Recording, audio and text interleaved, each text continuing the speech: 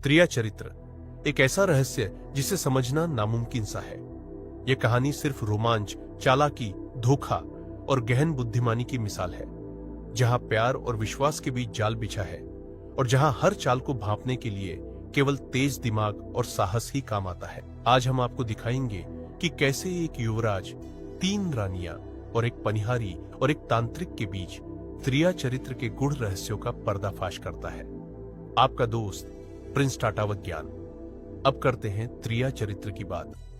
चंद्रपुर का राजमहल सूर्योदय की सुनहरी किरणों में नहाया हुआ था। महल की बालकनी पर खड़े थे राजा भानु सिंह, जिनकी सफेद दाढ़ी और सुनहरा लबादा राजसी गरिमा को दर्शाता था। नीचे सफेद घोड़े पर सवार था उनका 17 साल का बेटा विक्रम, जिसके चेहरे पर साहस और बुद्धिमानी की चमक थी। भानु सिंह ने विक्रम की छोटी उम्र में ही 3 शादियां कर दी थी, माधवी, सुलोचना और राधिका, जो राजसी गठबंधनों और चंद्रपुर की शक्ति को बढ़ाने के लिए थी। भानु सिंह ने गहरी आवाज में कहा, विक्रम, तू होने वाला राजा है। चंद्रपुर की बागडोर अब तेरे हाथों में है। सतर्क रहना, क्योंकि राजपाट में धोखा हर कदम पर छिपा होता है। हम तुझे गुरुकुल भेज रहे हैं ताकि तू कभी धोखा ना खाए। विक्रम ने सिर झुकाया और घोड़े को नदी के किनारे गुरुकुल की ओर दौड़ाया। नदी के किनारे तालाब पर एक खूबसूरत पनिहारी पानी भर रही थी। उसकी सफेद साड़ी हवा में लहरा रही थी और उसकी आंखें रहस्यमयी चमक से भरी थी। उसने विक्रम को देखा और मुस्कुराते हुए पूछा, हे राजकुमार, आप इस रास्ते से रोज कहां जाते हो? विक्रम ने जवाब दिया, मैं रोज ज्ञान ग्रहण करने अपने गुरु के पास गुरुकुल जाता हूं। पनिहारी ने कहा, यह तो अच्छी बात है, लेकिन बताओ, क्या तुमने त्रिया चरित्र पढ़ा है? विक्रम हैरान हुआ। उसने कहा, नहीं, मैंने यह कभी नहीं पढ़ा। पनिहारी ने रहस्यमयी अंदाज में कहा, तो अपने गुरु से पूछो और त्रिया चरित्र अवश्य पढ़ना। यह विद्या तेरा जीवन बदल देगी। विक्रम ने सोचा, यह त्रिया चरित्र क्या है, और वह गुरुकुल की ओर बढ़ गया। विक्रम गुरुकुल पहुंचा, जहां सफेद दाढ़ी वाला गुरु ध्यान मग्न बैठा था। विक्रम की आंखें गुस्से से लाल थीं।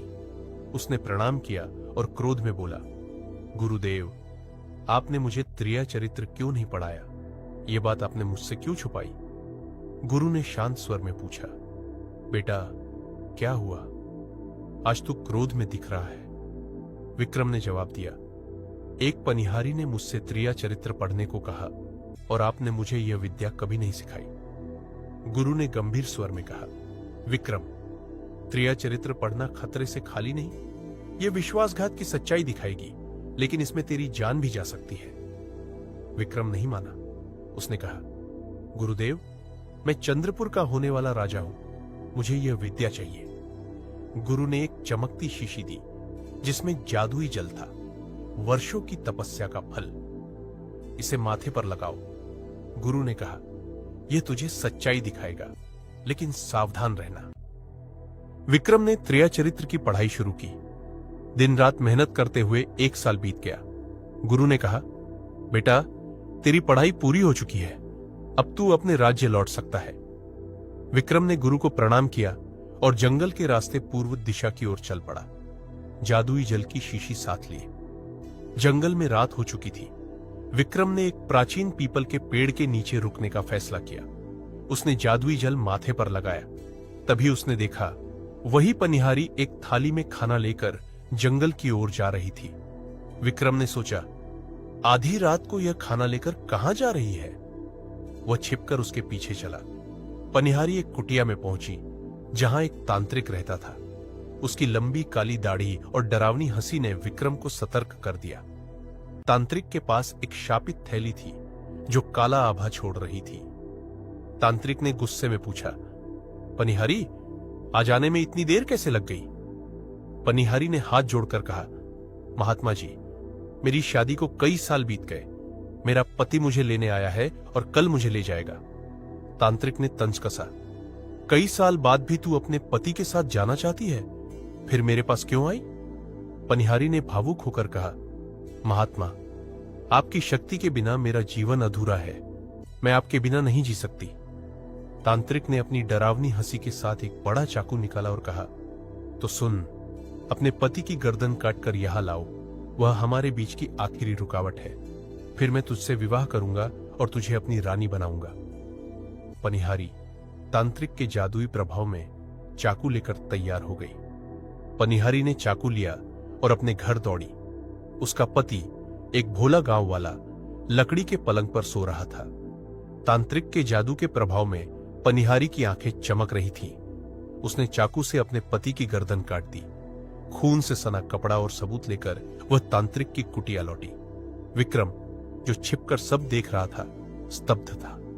तांत्रिक ने पनिहारी को देखा और गुस्से में लात मारी। वह चिल्लाया, भाग जा यहां से। तू अपने पति की नहीं हुई, जिसके साथ तूने 7 फेरे लिए, तो तू मेरी क्या होगी? अगर दोबारा आई तो तुझे जीवित नहीं छोड़ूंगा। पनिहारी के पैरों तले जमीन खिसक गई। वह खून से सना कपड़ा लेकर घर लौटी। सुबह गांव में हाहाकार मच गया।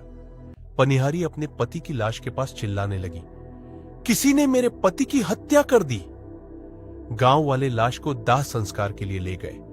पनिहारी रोती बिलखती चिता के पास बोली, मेरे पति नहीं रहे तो मैं सती हो जाऊंगी। विक्रम, जो अब चंद्रपुर का राजा बन चुका था, छिपकर देख रहा था। उसने पनिहारी की नजर पकड़ी और काव्यात्मक अंदाज में कहा, सती बनना बलिदान है, धर्म का पवित्र मान है, पर तूने जो किया वो पाप का प्रमाण है। अब अग्नि तुझे पवित्र नहीं कर पाएगी। ये चिता तेरा सच सबको दिखाएगी। पनिहारी समझ गई कि विक्रम उसका सच जान चुका है।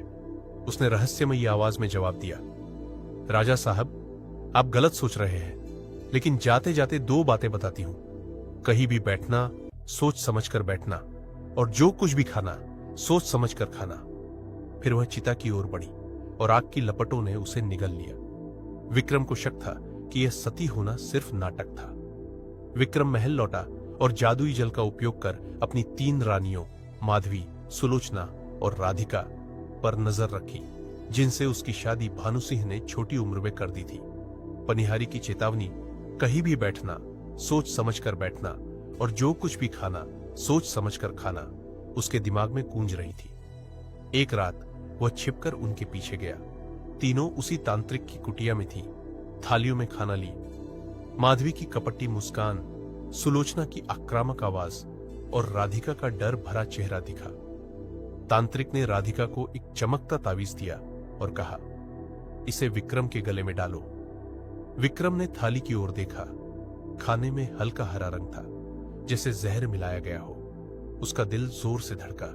उसकी रानियां तांत्रिक के साथ उसका अंत चाहती थी। पनिहारी की चेतावनी, कहीं भी बैठना, सोच समझकर बैठना को याद करते हुए विक्रम तांत्रिक की कुटिया में घुसा। वहां एक शापित पलंग था। तांत्रिक का शिष्य, डरपोक और घबराया हुआ, उसे पलंग पर बिठाने की कोशिश कर रहा था। एक थाली खाना ली। विक्रम ने जादुई जल माथे पर लगाया और खाने की गंध ली। जहर की बू थी। उसने पलंग उठाया। नीचे एक गुप्त तहखाना था। अंदर एक कैदी जंजीरों में जकड़ा था, जिसने चेतावनी दी, यह पलंग शापित है, जो यहां बैठता है वह तहखाने में फंस जाता है। तांत्रिक ने विक्रम को देख लिया और चिल्लाया, तूने मेरा राज देख लिया। विक्रम ने जादुई जल छिड़का और भाग निकला। विक्रम महल लौटा, लेकिन राधिका ने सोते समय उसके गले में तावीज डाल दिया। वह बेहोश हो गया। गुरु ने जादुई जल की शक्ति से उसकी मदद की। विक्रम एक चमकते कबूतर में बदल गया और सुखवादी जंगल की ओर उड़ गया। राधिका को अपनी गलती का एहसास हुआ। उसने आंसुओं में डूबकर एक बहेलिये को पैसे दिए। बहेलिया का मतलब होता है वह व्यक्ति जो पक्षियों या जानवरों को पकड़ने का काम करता है। राधिका ने कहा, इस कबूतर को सुखवादी के राजा तक पहुंचाओ। बहेलिया लालची लेकिन दयालु कबूतर को लेकर सुखवादी पहुंचा। सुखवादी जंगल में विक्रम कबूतर को सपने में पनिहारी की आत्मा दिखी। उसने कहा, विक्रम, तांत्रिक की शापित थैली में सारी साजिश छिपी है। वह जहर और जादू का स्रोत है, उसे नष्ट करो। विक्रम को सुखवादी के राजा ने खरीद लिया, जो दयालु था। राजा ने एक दूसरे तपस्वी तांत्रिक को बुलाया, जिसने तावीज का जादू तोड़ा। जादुई जल की शक्ति से विक्रम फिर इंसान बना। विक्रम, राधिका और तपस्वी तांत्रिक सुखवादी के मंदिर में पहुंचे, जहां एक बूढ़ा साधु ने उन्हें शापित थैली नष्ट करने का मंत्र बताया। दूसरे तांत्रिक ने अग्निकुंड जलाया और विक्रम ने जादुई जल छिड़क कर थैली उसमें डाली। एक काली छाया चीखती हुई निकली, जिसमें तांत्रिक की साजिशें, जहर, शापित पलंग और तावीज गायब हो गई। तांत्रिक पकड़ा गया, लेकिन विक्रम ने उसे तपस्या का मौका दिया। राधिका ने माफी मांगी और विक्रम ने उसे क्षमा कर दिया। माधवी और सुलोचना को सजा दी गई। विक्रम ने शाही अंदाज में कहा, मैं होने वाला राजा हूं और मेरा राज सच्चाई और न्याय से चलेगा। चंद्रपुर में शांति छा गई। विक्रम ने सीखा कि सतर्कता, सच्चाई और क्षमा सच्ची ताकत है। भानु सिंह ने अपने बेटे पर गर्व किया। तो दोस्तों, कैसी लगी विक्रम की यह शाही कहानी? क्या पनिहारी का सती नाटक, विक्रम का काव्यात्मक तंज या तांत्रिक का विश्वासघात आपको ज्यादा चौंकाने वाला लगा? नीचे कमेंट करें, लाइक करें और प्रिंस टाटावत ज्ञान को सब्सक्राइब करें।